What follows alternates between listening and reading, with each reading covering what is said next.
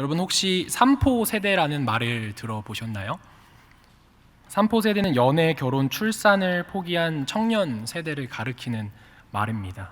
여기서 내 집 마련이나 취업이 추가되면요, 오포 세대로 불리고요. 인간관계, 꿈, 희망 등이 추가되면 N포 세대라고 발전하게 됩니다.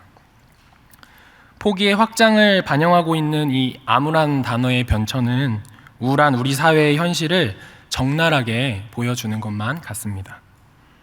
지나온 걸음에 대한 후회, 나아갈 미래에 대한 두려움, 이 후회와 두려움 사이에서 불안에 함몰되어가는 우리들의 사회의 모습들은 단순히 한 사람의 마음의 풍경을 의미하는 것이 아니라 우리 사회 전체가 어려움을 겪고 있는 모습인 것 같습니다. 많은 사람들이 모든 에너지를 동원해서 이 정글과 같은 사회 속에서 생존하기 위해 최소한의 안전을 확보하려는 이 꿈을 꾸지만 이조차도 실현 전망이 낮고 가혹한 고투를 요구한다라는 점에서 이런 꿈은 현실 가운데 악몽으로 체험되어집니다.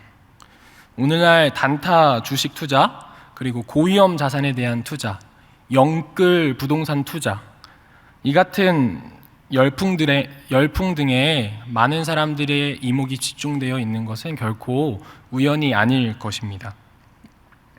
불안으로 점철되는 시대의 정신이 경제뿐만이 아니라 사실은 우리 사회 전반에 있어서 많은 모습으로 성도들의 삶에 영향을 주고 있습니다. 좌절감과 무기력함 가운데 불안에 떠는 이 세상의 흐름 속에서 과연 저와 여러분과 같은 그리스도인들은 어떻게 믿음으로 우리의 신앙의 걸음을 내디뎌야 할까요? 때로는 신앙도 이 생존 사회에서 생존을 위한 수단으로 사용할 줄만 알았지, 정작 우리 하나님께서 우리를 믿음으로 부르실 때 그 부르심에 순종함으로 발을 내딛는 것조차 힘들진 않을지 제 자신을 돌아볼 때 참 마음이 무거워졌습니다. 사실 오늘 본문에는 우리보다 더 두렵고 어두운 터널을 지나는 한 사람이 등장합니다. 여러분 잘 아시는 것처럼 아브라함입니다. 하나님께서는 아브라함에게 인간으로서는 감당할 수 없는 시험으로 찾아오십니다. 아브라함은 그 시험을 믿음으로 통과해낸 인물입니다. 그런데 여러분, 하나님께서 요구하시는 우리의 신앙은 아브라함과 같이, 때로는 아브라함보다 더 높은 차원의 믿음으로 살아가기를 원하신다는 사실 여러분들 아십니까? 히브리서 11장 39절에서 40절에서는요, 선진들의 바톤을 이어받은 것이 바로 이 신약 세대를 살아가는 성도들의 책임이라고 이야기합니다. 영웅적으로 아브라함만 바라보았던 저의 모습을 좀 돌아보았습니다. 제 이름이 요셉인데요, 요셉 정도는 살겠는데 아브라함 정도는 살지 못할 것 같다라는 생각이 제 마음 가운데 많이 생겼습니다. 그럼에도 하나님께서는요, 이 약속을 받지 못했던 자들보다 하나님께서 약속하신 것을 받은 이 신약의 성도들이 그들의 믿음을 온전하게 해야 한다라고 우리를 초청하십니다. 어떻게 하면 우리가 아브라함 못지않은 믿음으로 이 땅 가운데 살아갈 수 있을까요? 오늘 아브라함의 이야기가 2022년 7월 10일을 살아가는 우리에게 참된 격려와 위로가 되기를 원합니다. 1절 말씀입니다. 그 이후에 하나님이 아브라함을 시험하시려고 그를 부르시되 아브라함아 하시니 그가 이르되 내가 여기 있나이다. 본문에서 그 일 후라고 써져 있는데요, 원문을 보면 그 일들이라고 복수로 기록되어 있습니다. 그 일들이라 함은 앞장의 사건들을 가리킵니다. 무슨 일이 있었는지 기억하십니까? 여호와께서 이삭의 출생을 통하여 비로소 하나님의 약속을 이루어 가십니다.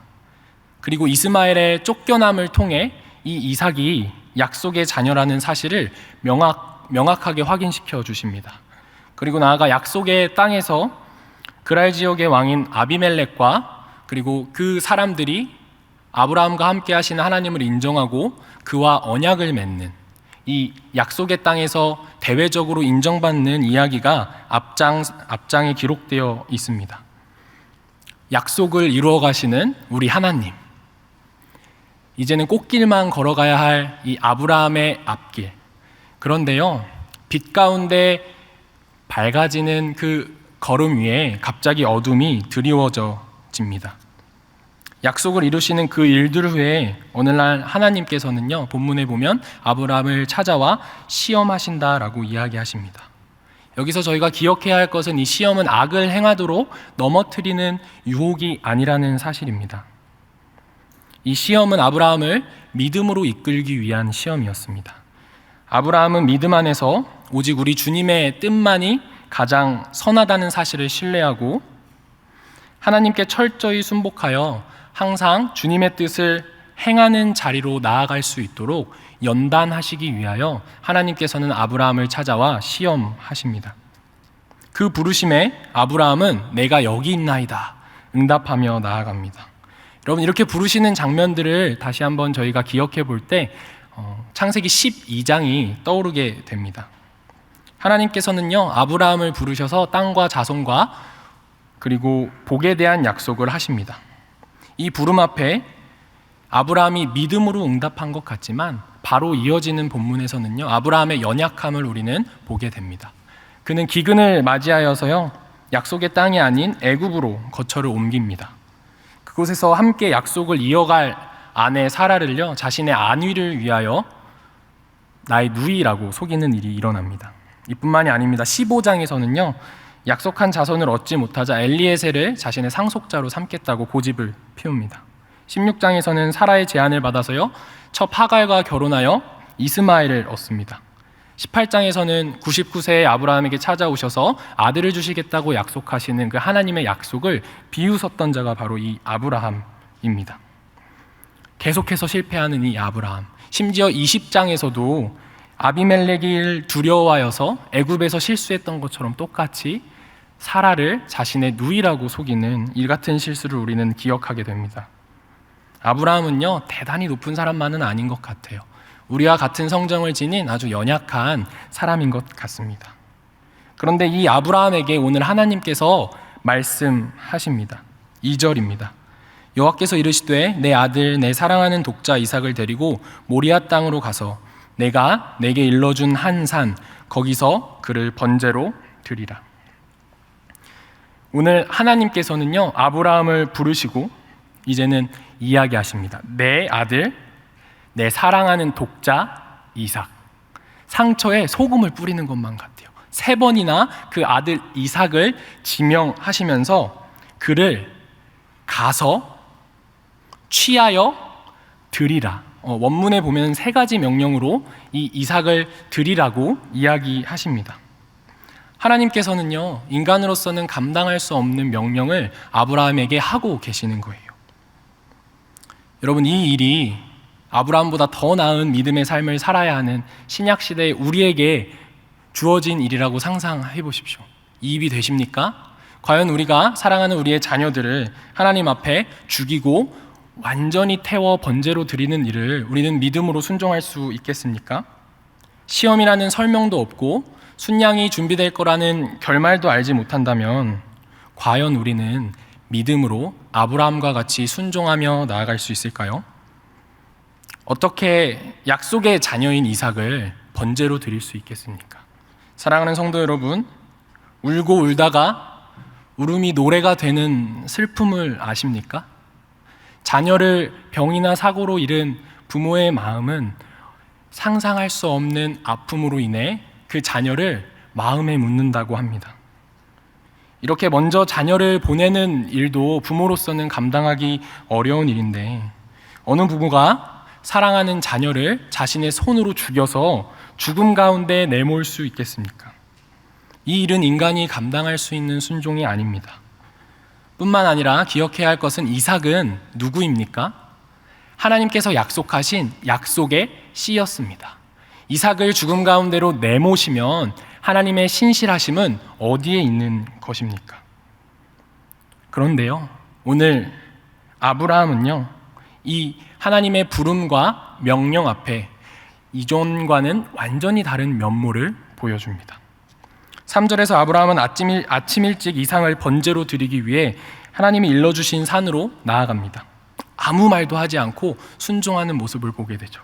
4절에서 3일을 쉼없이 달려온 그가 눈을 들어 하나님이 명하신 그 산을 바라봅니다. 순종하기 위해 아브라함은 하나님 앞에서 한치의 망설임도 없이 나아가고 있습니다. 무엇이 계속해서 넘어지던 아브라함을 인간으로서는 감당할 수 없을 것만 같은 시험에 순종할 수 있게 만들었을까요? 말없이 신속하게 하나님의 부르심에 순종하던 아브라함이 3일 만에 처음으로 입을 뗍니다. 5절에서 아브라함은 두 종에게 아이와 함께 가서 내가 함께 돌아오겠다고 분명하게 말합니다. 아브라함의 믿음의 근원이 무엇이었는지 점차 본문은 우리에게 소개해주고 있습니다. 6절에서 번제한 나무를 이삭에게 지우고 불과 칼을 들고 말씀하신 한 산으로 나아갈 때 7절에서 이삭이 아브라함에게 묻습니다. 번제할 어린 양은 어디 있습니까? 그러자 아브라함이 대답합니다. 8절입니다. 아브라함이 이르되 내 아들아 번제할 어린 양은 하나님이 자기를 위하여 친히 준비하시리라 하고 두 사람이 함께 나아가서 아브라함의 믿음의 근거가 오늘 아브라함의 고백을 통해 드러납니다. 하나님께서 자신을 위하여 친히 준비하신다. 오늘 아브라함은 친히 준비하실 하나님을 신뢰하며 믿음으로 나아가고 있습니다. 여기서 준비하다라는 말은요, 히브리어로 여러분 아시는 것처럼 이르에라고 표현되어 있습니다. 여러분 잘 아시는 여호와 이레 할 때의 표현입니다. 이 이르에는 보다라는 동사의 미완료형입니다. 직역하면요, 여호와께서 보실 것이다. 여호와께서 보실 것이다라는 그 믿음으로 아브라함이 나아가고 있는 것이죠. 여러분 여기서 사용된 이 라아라는 동사는요, 사실 창세기 1장에서 7번이나 많이 사용된 표현입니다. 여러분 잘 아시는 것처럼 보시니 보시기에 심히 좋았다. 하나님께서 천지를 창조하실 때 보시는 그 사역은 완전한 사역이었습니다. 가장 온전하게 준비되는 사역. 여러분 한번 생각해 보시겠어요? 하나님께서 첫째 날에 인간을 만드셨다면 얼마나 많은 것들 자신의 능력으로 행하고 계시는지 우리 가운데 보여주실 수 있었습니다. 그런데 하나님께서는요, 인간을 가장 마지막 날에 만드십니다. 이것이 무엇을 의미합니까? 온 세상을 다 온전하게 만드신 후에 하나님께서는 우리를 불러주신다라는 것이죠. 이처럼 하나님이 보시는 사역은 가장 선하고 완전한 사역입니다. 아브라함은 하나님의 부르심이 이해되지 않았지만 그럼에도 하나님께서 나의 삶을 보실 것이라는 그 믿음을 가지고 지금 순종하며 나아갑니다. 이제 이삭을 번제로 드리기 위한 여정이 끝을 향해 가고 있습니다. 하나님께서 이르신 그 땅, 그 산에 아브라함과 이삭이 도착합니다. 9절에서 12절에서 아브라함은 명령한 산에 도착해 이삭을 번제로 드리려고 합니다. 9절에 제단을 쌓고 나무를 결박하여 제단 나무 위에 놓고 10절에서 손을 내밀어 칼을 잡고 이삭을 잡으려고 합니다. 여기서 동사가 7개나 짧은 구절 가운데 들어가 있는데요, 얼마나 신속하게 아브라함이 이삭을 하나님께 드리려고 하고 있는지 모릅니다. 이렇게 하나님의 말씀에 순종함으로 나아가는 아브라함, 그 가운데 드디어 우리 하나님께서 일하기 시작하십니다. 11절에 여호와의 사자가 아브라함을 급하게 불러 세우십니다. 그리고 12절에 그 아이에게 손을 대지 말라고 이야기합니다. 이삭을 번제로 드리려는 아브라함을 하나님께서 막아 세우시면서 아브라함이 여호와 하나님을 경외하는 자였다라는 것을 알게 되었다라고 본문은 우리에게 알려줍니다. 여러분 여호와께서 보실 것이다라는 이 말은 여호와 이르에고요, 여호와를 경외한다라는 말은 여호와 야레입니다. 비슷한 말을 통해서 오늘 저자는 우리에게 소개해 주는 것이죠. 하나님께서 보실 것이라는 믿음을 가진 자가 바로 하나님을 경외하고 두려워하는 자라고 이야기하십니다. 이렇게 하나님께서 보실 것이라는 믿음을 아브라함이 의지하여서 믿음으로 순종하자 하나님께서는 드디어 아브라함의 믿음을 인정하시고 그 시험을 넘겨주십니다. 아브라함이 믿음으로 이삭을 드리려 하자 하나님께서는 그 이삭을 대신할 번제할 순양을 그에게 보여주십니다. 13절입니다. 아브라함이 눈을 들어 살펴본즉 한 순양이 뒤에 있는데 뿔이 수풀에 걸려 있는지라. 아브라함이 가서 그 순양을 가져다가 아들을 대신하여 번제로 드렸더라. 아브라함이 눈을 들어 살펴보니요, 수풀에 순양 한 마리가 걸려 있습니다. 여기서 순양을 취하여 번제로 드리라고 할 때 우리가 앞서 2절에서 봤던 하나님의 명령을 하나님께서 다시 한번 아브라함에게 요구하십니다. 가서 취하여 드리라. 2절에 명하신 이 모든 일들을 하나님께서는요, 자신이 볼 것이라고 생각하고 믿었던 아브라함 가운데 찾아오셔서 스스로가 모든 명령을 이루어 주시는 것이죠. 14절 말씀입니다. 아브라함이 그 땅 이름을 여호와 이레라 하였으므로 오늘날까지 사람들이 이르기를 여호와의 산에서 준비되리라 하더라. 여호와가 보시리라는 의미 여호와 이레라고 아브라함은 그 땅을 명명합니다. 그리고 사람들은 이 땅을 여호와의 산에서 준비되리라, 여호와 이레가 아니라 본문에 보면 예라에라고 표현되어 있습니다. 여호와가 보여지신다, 여호와의 산에서 자신을 보이신다라는 의미로 사람들이 그 땅을 부릅니다. 순양 준비하시며 자신을 이 땅 가운데 보이실 것이라고 알려주신 하나님께서는요, 인간이 치를 수 있는 그 어떤 희생보다 더 큰 희생을 이곳에서 치르고 계셨습니다. 여호와께서 자신을 보이실 것이라는 이 모리아 산은 어떤 곳입니까? 다윗 시대 때 예루살렘과 시온 성을 의미합니다. 다윗이 통일 이스라엘의 왕이 되자 이곳을 수도로 정하고 언약궤를 이곳에 옮겨 중앙 성소로 예배 중심지로 활용한 곳입니다. 다윗이 인구조사로 전염병에 고통당할 때 오르난의 타작마당, 하나님께 회개하고 번제드렸던 곳이 바로 이 땅입니다. 다윗이 준비하고 솔로몬이 세운 거룩한 하나님의 성전이 세워진 곳이 바로 이 모리아 산입니다. 그리고 우리 예수님께서 십자가를 지시고 이 땅에 오르셨습니다. 예수님의 십자가 죽음으로 백성들에게 하나님 자신을 보이시고 예배할 수 있는 길을 열어주신 곳이 바로 이 땅이었습니다.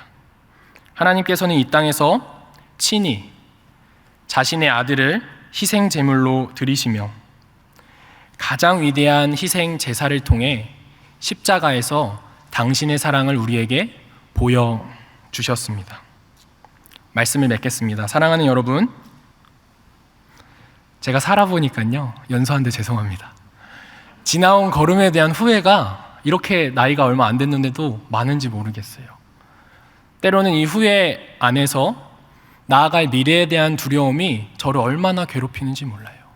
이 후회와 두려움 사이에서 불안에 떠는 모습들이 부끄럽지만 제 안에 종종 들기도 합니다. 불안에 함몰되어 살아가는 이 시대 가운데 성도는 과연 어떻게 믿음으로 신앙의 걸음을 내디딜 수 있을까요? 오늘 아브라함의 이야기가 우리를 격려합니다. 하나님은 아브라함에게 자신을 보이시며 인격적으로 찾아와 교제하시고 항상 실수하고 연약해서 넘어질 때마다 여러 비전과 환상과 개입하심으로 그를 붙들어 주셨습니다.